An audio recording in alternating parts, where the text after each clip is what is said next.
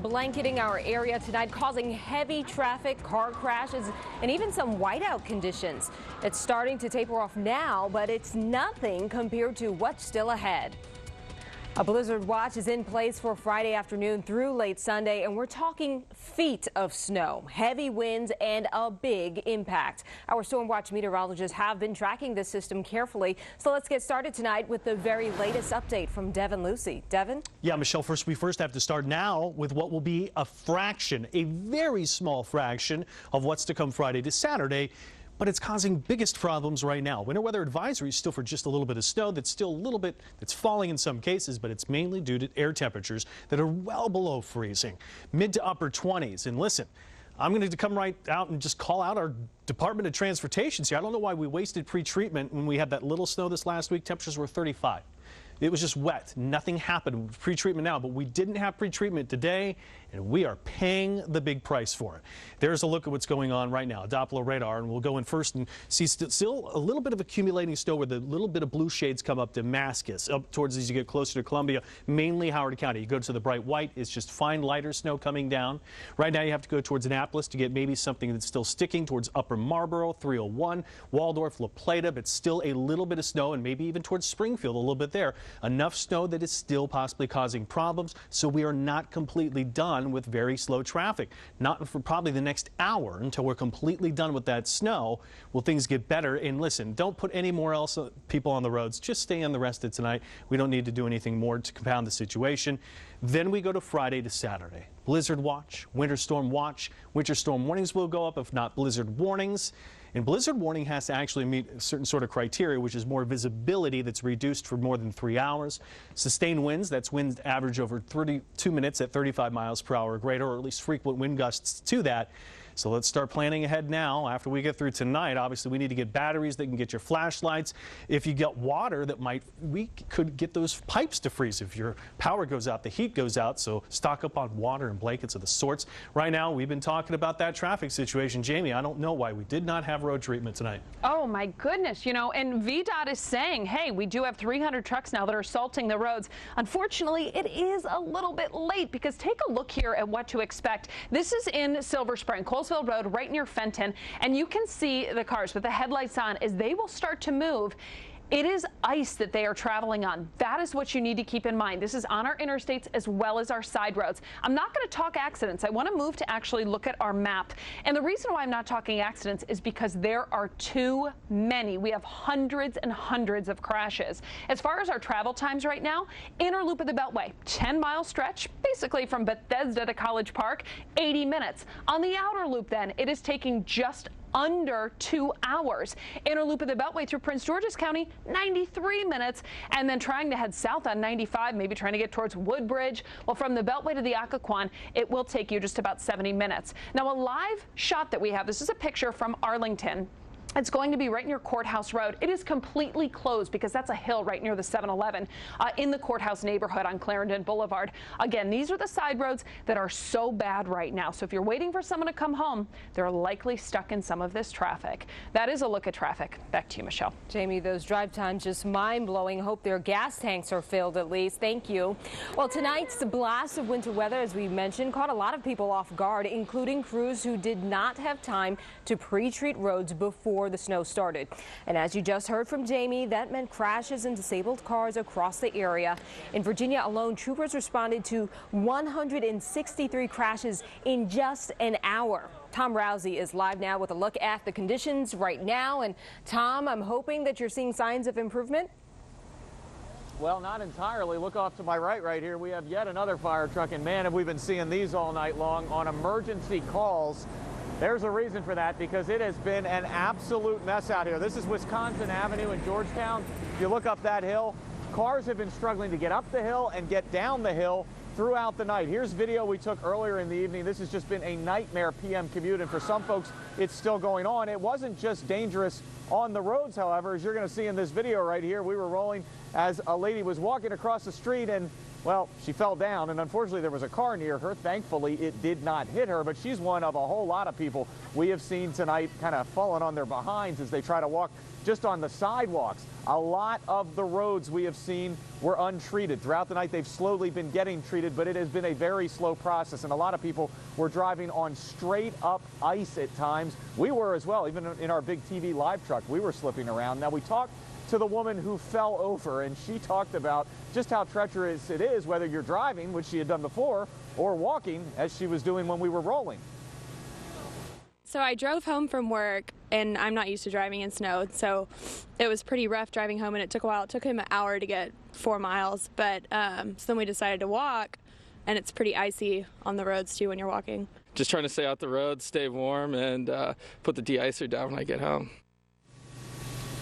And back out here live, you're looking north on Wisconsin Avenue, where things have improved, but still not perfect, and some folks still trying to get home from their evening commute. Reporting live in Georgetown, I'm Tom Rousey, News Channel 8. Quite a mess, Tom. Thank you. Tonight's blast of winter weather comes as preparations are underway for a big storm this weekend. This, folks, is just the opening act. As they work to clean up tonight's snow, they are also in high gear for the impact that possible blizzard could have this weekend. Richard Reeve joins us live now with a look at the preparations underway. Rich? Michelle, that's right. These VDOT crews are scrambling. They have to deal with tonight's storm, which is admittedly a minor storm, as we can push in and see the Van Dorm garage here where they've been filling up with salt and sand. But then the big one comes in just a matter of days. It is a harsh lesson for both drivers and plow crews. VDOT snow crews are scrambling overnight, preparing for this 1-2 punch. Slippery. Wasn't expecting it. Not happy. With Wednesday night's snowfall, drivers are getting a taste of what's to come. I mean, I'm going to be taking the metro tomorrow, so I'm probably not going to drive in the snow. In Northern Virginia, about 300 plow trucks are gearing up. They'll start pre-treating additional roads after the AM commute. It's great. I haven't seen snow in almost 6-7 years. Charles Watiti, who just moved from Arizona a month ago, likes this mere dusting, but is dreading the drive to come. It's terrible, especially if you don't have the right tires. So. And do you have the right tires? No. By Thursday night, VDOT will have 4,000 trucks loading up and getting in place. For drivers and walkers, it's a sudden change after a warm December. Still better than New York. I was living in New York this time last year, and it was already pretty bad up there. So. For Lori Kerwin, this is good practice before the big one. That's the object of yeah, I would say, yeah, do not hit anything or be hit. Exactly. Pretty pictures this night, a rehearsal, if you will, for drivers and plow crews prepping for a major storm. I don't think it'll be too bad, even though his tires are spinning, so we'll see. Tom Rousey talking about those slippery conditions. This is what it looks like in Alexandria right now, that kind of light, fluffy snow. And there is a good side to this, perhaps. It gives drivers and these VDOT crews a chance to gear up and get ready for the big one. Live in Alexandria, Richard Reeve, News Channel 8. It certainly does, Richard. And transportation officials are already making changes to prepare for the storm. All major airlines have initiated flight waivers, allowing passengers to change their travel plans for free. And here at home, Metro is gearing up for the snow. It's telling employees to be ready to work long hours and getting snow clearing equipment out. You should also expect some surface changes. Above ground trains can only operate safely in 6 to 8 inches of snow. Any more than that, and trains will stop running above ground. Well, so what can we expect this weekend, you may be wondering? Well, tonight, the National Weather Service launched a weather balloon to try and get a sense of just how strong the approaching storm is. If it does end up being a blizzard, it could be a historic storm. But what exactly defines a blizzard? Well, Jay Korf went out to get those answers. He continues our live team coverage with that angle of the story. Jay? Meteorologist Isha Renta with the National Weather Service in Sterling, Virginia, prepared Wednesday night the very instrument that collects forecasting data. She then attached the device to a weather balloon and sent it 100,000 feet into the night sky. 2, 1. This data helps paint the picture for a potentially historic weekend snowstorm. Weather Service. Sterling, Ray speaking. This would probably easily rank in the top 10, and in fact it could even rank in the top 5 or even higher depending on the snow amounts. Meteorologist Steve Zubrick showed us the potent system steamrolling across the nation's midsection. You can kind of see the swirl. Its sights set on Washington. He's now confident this storm could drop 18 to 24 inches of snow throughout the area. While tonight's coating tied up traffic, this weekend storm could paralyze the region with blizzard conditions, defined as 3 or more hours of snow mixed with frequent or sustained winds of 35 miles per hour or higher, along with visibility below 1/4 mile. And that's what's dangerous to people, is that if they try to venture out during that, you really lose your orientation in those conditions because everything looks white. You just don't know where you are. Jay Korf for News Channel 8. The University of Maryland has already shut down because of the incoming storm. The school will close Friday, Saturday, and Sunday. Students who have final exams scheduled should hear from their professors about those plans. Spring semester classes will still start as scheduled on Monday. Now, there's also a number of schools already on a delay for tomorrow. You can get the latest closings and delay information on our website at any time. And our Storm Watch meteorologist will have the latest update on that storm on Good Morning Washington tomorrow morning, beginning at 4:25 on our sister station, ABC 7. Well, we have a milestone vote in the Senate tonight. Democrats were able to block a GOP proposal that would stop Syrian and Iraqi refugees from coming to the U.S. The bill would have required federal agencies certify that those refugees were not a security threat before coming to the United States. It passed the House with bipartisan support in November. President Barack Obama had promised to veto the bill if it made it to his desk.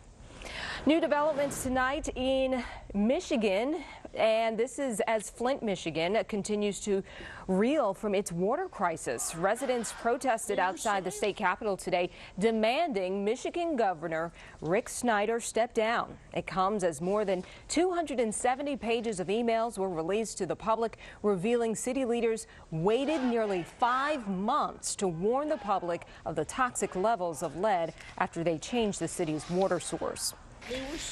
And still ahead, our continuing coverage of that winter weather alert. We are bracing for a blizzard this weekend, and we're not the only ones in the storm's path. Also, we'll take a look at the impact already being seen across the country and get the latest outlook from Devin Lucy. That's straight ahead. Toyota is a Reader's Digest most